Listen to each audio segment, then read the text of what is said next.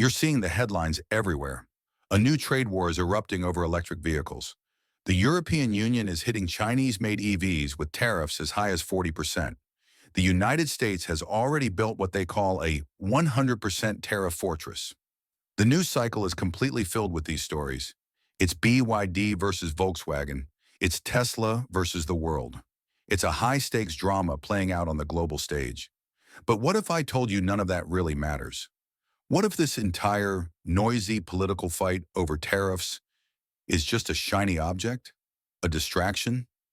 What if the politicians are arguing about the final score of a game that was already decided years ago? As a materials analyst who has watched this field for 30 years, I'm here to tell you, the war is not about the car. The war is not even about the finished battery. The real war, the one for the entire EV supply chain dominance, was already won by China 5 years ago. Today, we're not going to talk about the sideshow. We're not going to waste time on the political theater. We are going to pull back the curtain and show you how the world actually works. I will show you the real battlefield. It's not in the car dealerships you see on the highway. It's in the quiet, complex, and often dirty chemical refineries and deep in the minds of countries most people have never thought about. And I will explain, step by step, how China executed one of the most brilliant, patient, and ruthless industrial strategies of the 21st century, all while the West was completely and arrogantly asleep at the wheel. The myth, the war you are told to see. First, let's talk about the myth. This is the story you are being sold.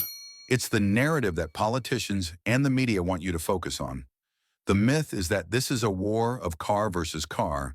It's the advanced BYD blade battery versus the latest German engineering. It's about CATL dominance and the fear of their massive new battery factories popping up in Germany and Hungary, right in Europe's industrial heartland. When European politicians see ships full of Chinese-made EVs arriving at their ports, they panic.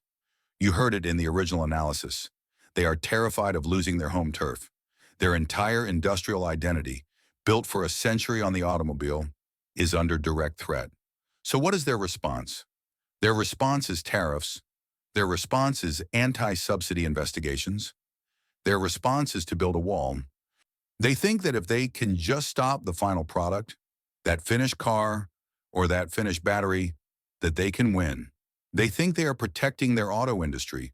They believe they are saving jobs. But this is where they are fundamentally and dangerously wrong. Fighting CATL or BYD today is like trying to fight a soldier on the front line without realizing that the enemy controls the entire food, water, and ammunition supply line for your entire army. It's a desperate, short-sighted, and losing battle. To understand the real war, to see the real battlefield, you have to stop looking at the shiny finished car. You have to look inside the batter. The truth, the real battlefield. This is the core of the entire issue. This is the 130% value that the headlines and the politicians always miss. You can't bake a cake without flour, sugar, and eggs. It's a simple fact. It's a fact that anyone who runs a farm, a small business, or a household in America or Canada understands intuitively. You can't make a product if you don't have the base ingredients. An EV battery is no different. You cannot build a single, modern, high-performance battery without 3 critical, non-negotiable ingredients: lithium, cobalt, and graphite. And over the last 15 years, China has methodically, strategically, and quietly secured a choke point control over all 3, not just digging them up, but processing them. Let's look at the data. This is the truth. Number 1, lithium. This is the sugar of the battery. It provides the energy. The myth is that Australia and Chile are the kings of lithium, and it's true, they mine most of it.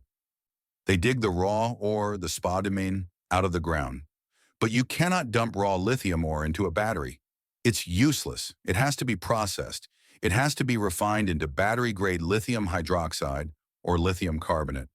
This is a complex, dirty, and difficult chemical process. And here is the truth from the International Energy Agency's 2025 report. Lithium processing China is the real story. China controls 65% of the world's entire lithium refining capacity. Let that sink in. Australia digs it up and then ships it straight to China to be processed. China sits in the middle as the gatekeeper and controls the entire flow. Number 2, cobalt. This is the eggs of the battery. It provides stability and power, preventing the battery from catching fire. The world's supply is concentrated in one volatile place, the Democratic Republic of Congo. But over the last decade, Chinese companies, backed by massive state loans, have systemically bought up the largest, highest-grade mines in the Congo. The result? The 2025 IEA data shows China refines 77% of the world's cobalt supply. Again, they control the choke point. Number 3, graphite. This is the flower. And this is the hidden ace. This is the one nobody talks about, and it's the most dangerous weapon China has. Graphite is the primary material for the anode, the negative side of almost every single EV battery on Earth. You cannot make a battery without it. It's not optional. The myth is that China produces a lot of it. The truth? According to data from Benchmark Minerals Intelligence, as of 2025, China doesn't just produce a lot. It produces 100% of the world's supply of spherical graphite. That is the specific battery-grade processed material needed for EV anodes. Not 90%, not 95%, 100%. It is a total, absolute global monopoly. Think about what this means. The entire global auto industry, Volkswagen, BMW, General Motors, Ford, Toyota, all of them run on Chinese graphite. And if you think this is just a business advantage, you are mistaken. This is a weapon. And on December 1st, 2024, China activated that weapon. They didn't announce it on the front page of the Wall Street Journal. They quietly imposed new, strict export restrictions on graphite. They didn't ban it. They didn't need to. They just sent a clear, cold message to the world. You can build your gigafactories in Germany and Tennessee. You can spend billions on new car designs. You can pass all the tariffs you want. But we decide if you get the ingredients. It doesn't matter if you have a blueprint for the greatest car in the world. If you don't have lithium, cobalt, and graphite, you cannot build a single battery. This is the real EV supply chain dominance. The war isn't coming. The war is already over. China's 15-year master plan. So how did this happen? How did the West, with all its economic power, all its intelligence agencies, all its corporations, how did they let this slip through their fingers? It wasn't an accident. It wasn't a free market evolution. It was a plan. It was one of the most patient, brilliant, and ruthless industrial strategies of our lifetime. Let's go back 15 years to the 2010s. What was the West focused on? We were focused on oil, the fracking revolution. We thought we had secured energy independence for 100 years with natural gas. At the exact same time, China was looking at a different future. They launched state-led plans like Made in China 2025. They knew that the future was not combustion, it was electrification. And they knew that to win electrification, you had to control the materials. So they launched a three-pronged strategy. Prong 1, secure the mines.